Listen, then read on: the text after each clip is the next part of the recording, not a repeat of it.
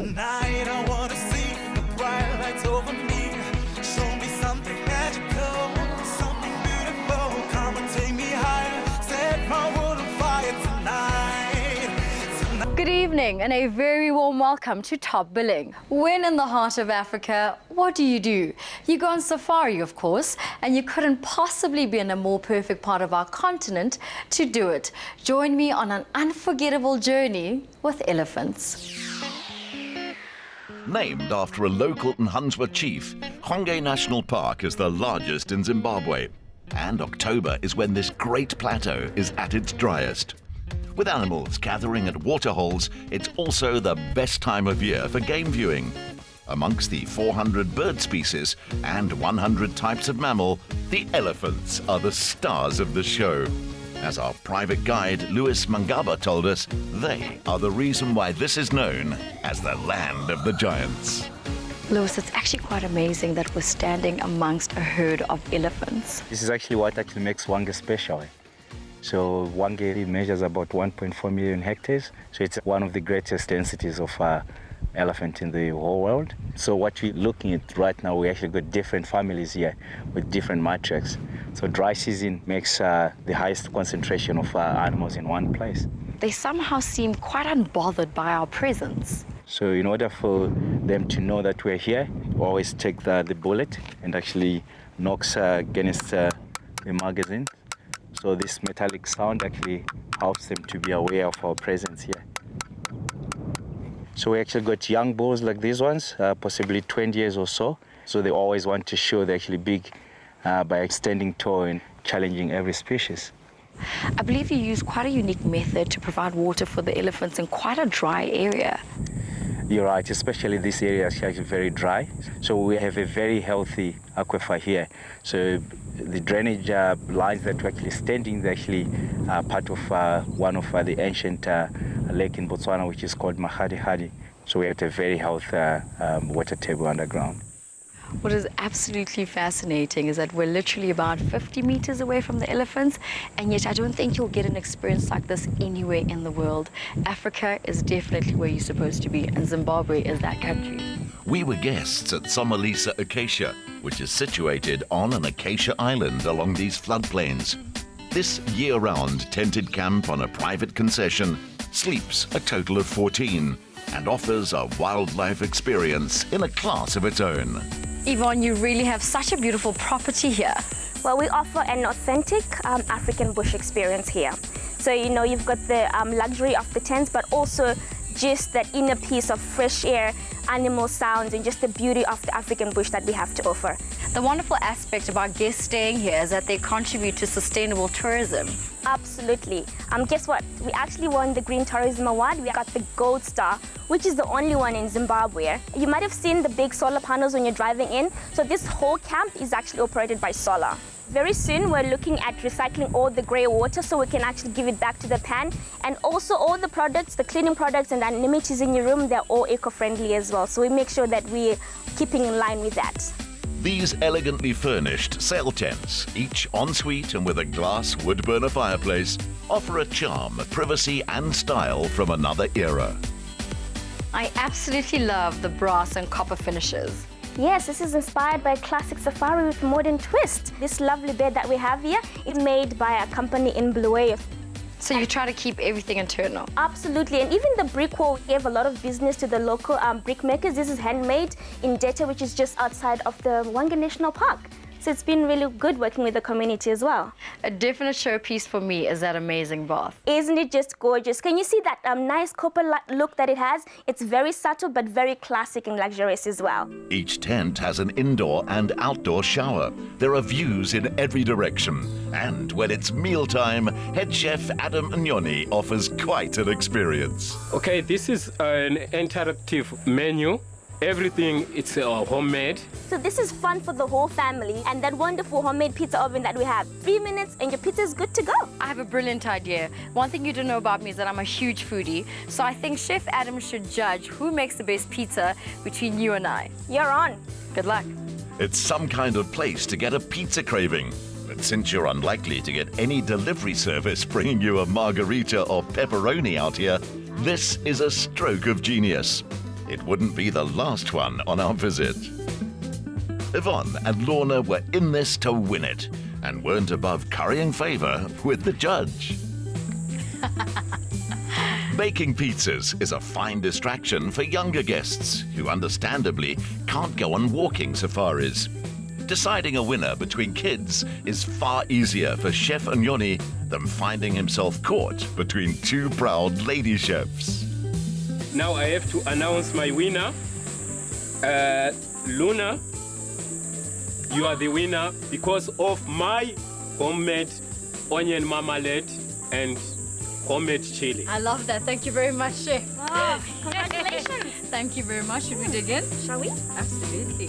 It was after lunch that Lorna discovered the elephant pool and just how close it gets you to these great creatures. No one said it was going to be this spectacular. I mean, that is truly phenomenal. We just didn't want to tell you everything. This is one of those things you have to discover and just experience by yourself. When this camp first started, this was actually a human pool. Wow. But of course, elephants, you know, and other animals, just being them, they took over.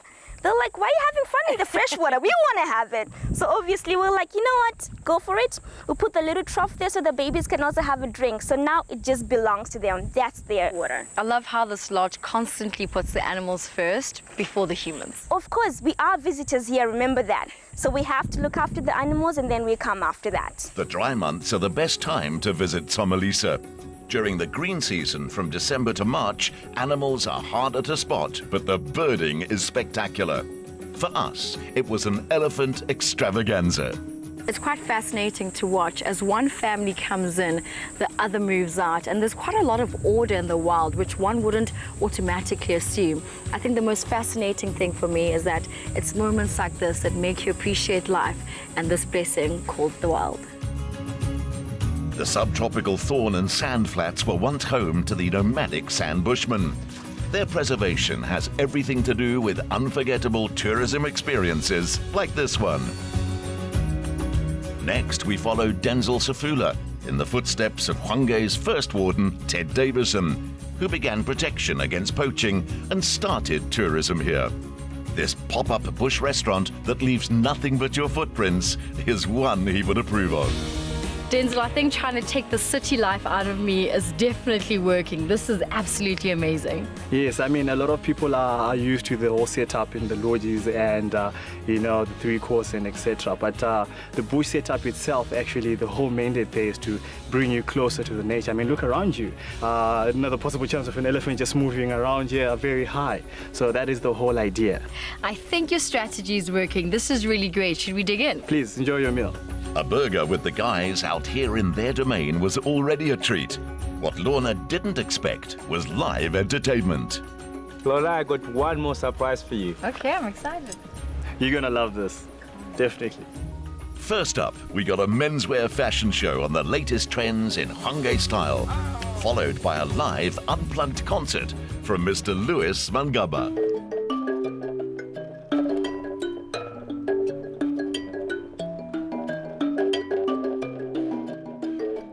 Here I was thinking we were coming out to the wild, but the wild came out to us. How beautiful was that? I'm sure there were about 30 elephants just walking around us as we're having this delicious lunch. Magical. Thank you, guys. This style of safari was begun by entrepreneur Beex Bovu. After a career as a high-end safari guide, he established his first camp, and today he has 9 of them in 3 countries. Beex, this place has opened my eyes to a part of Zimbabwe that I don't think people are really familiar with. I think that's the magic and the beauty of it, is being out in a place that is, I would say, unexplored to a large extent. So you really feel like, you know, there is remote and then there's Somalisa. What has been amazing for me is the heart of the people that work at Somalisa. They've really made it feel like home. I think for me it's always been, you know, everybody has got wildlife, everybody has got the big 5, and everybody has got, you know, fancy places with everything that opens and closes, and it's, for us, it's never been about that. That's why our slogan is an authentic African experience, and really the magic is created by the superstars who are the guides, the magicians, the artists, who actually create all of this magic. I've visited many lodges and done many safaris in my life, but this has truly been one of the most magnificent experiences I've ever had. Zimbabwe has ignited my love love for wildlife, and Somalisa is now a place I can also call home. Cheers. Next, the best of the good life for entrepreneur Beex is a home that's off the grid and out of cell range. Situated in Zimbabwe's Matobo Hills with a vintage Model T Ford to get you there. Every view from tonight's location is breathtaking. The granite hills of Matobo provide a spectacular backdrop to this stunning home in the heart of Zimbabwe. Situated near the World Heritage Site of Matobo Hills, this is the weekend escape of Beex and Sophia Ndlovu. It's a brief drive from Bulawayo for Beex and his family. He founded and is the CEO of an adventure safaris operation in Zimbabwe, Botswana and Zambia. When he wants to get away from it all, he comes here to the land of his ancestors. I definitely didn't expect to arrive in the middle of nowhere with a vintage car. Do you collect them? Yes, I do. It's something that I have fallen weak to over the last 5 years, and the Ford Model T is one of 6. And you then decided to build this beautiful house in the middle of nowhere, literally. Well, that's the whole idea, to be in the middle of nowhere. The place really speaks of peace and tranquility. It's as close to nature as one can get. The surroundings are really fitting of the architectural style.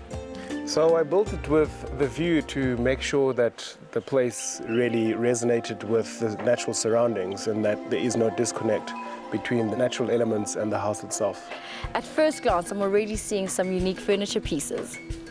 It was part of the creative process of putting the house together, was collecting and using old pieces that I've been collecting over years, and finally they found a home. They called the house Kailiche, which is Ndebele for house in stone. But one of the first features you notice is the Auto Parts outdoor lounge suite.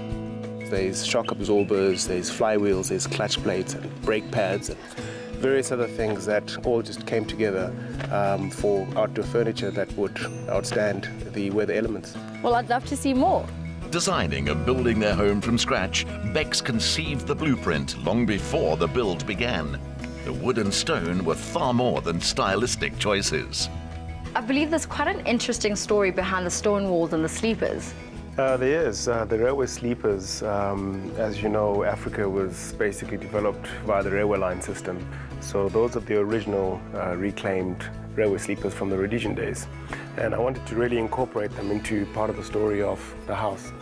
And the stone walls are actually a feature of Great Zimbabwe. So each individual briquette was hand carved, and we put it together. We again wanted to showpiece what this country is about, and that is the patterns of the ruins. And you go throughout southern Africa where you find old ruins from 400 or 500 years ago. That dry stone walling is the pattern. And on the stonework, you will actually see the typical signature of the ruins of Africa through the chevron patterns that you would have seen on the wall. That's amazing. You have quite an eclectic style. Tell me about some of your favorite pieces. Well, actually, it's difficult to say favorite. It's like asking which one is your favorite child. But, you know, there's the Benin lions, which are a form of currency. The royalties out in the village of Benin and the villages, they would have these as a form or symbol of wealth.